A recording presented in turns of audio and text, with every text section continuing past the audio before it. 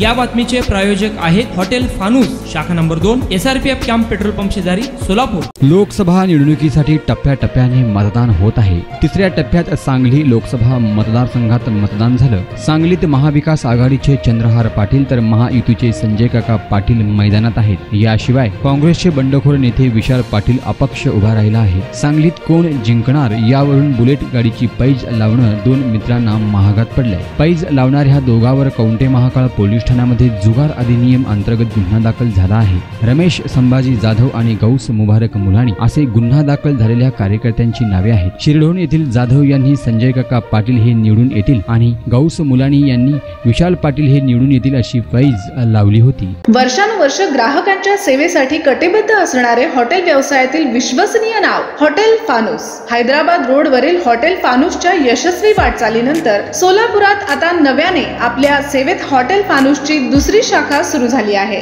शहरापासून जवळच स्वच्छ सुंदर वातावरणात फॅमिलीसाठी स्वतंत्र सोय, VIP गेस्ट साठी स्वतंत्र AC रूम, दिल्ली, मुंबई, हैदराबाद येथील स्पेशल डिशेस आता फक्त हॉटेल फानूस शाखा नंबर 2 मध्येच। या पहा जेवणाचा आस्वाद घ्या। व्हेज नॉन व्हेज सह विविध प्रकारचे डिशेस, तेही तुमच्या बजेट मध्ये। फक्त हॉटेल फानूस शाखा नंबर 2 मध्येच। आमचा पत्ता SRPF कॅम्प पेट्रोल पंपा शेजारी, बिजापूर रोड, सोलापूर। संपर्क 98 90 16 47 15 99 75 61 43 17।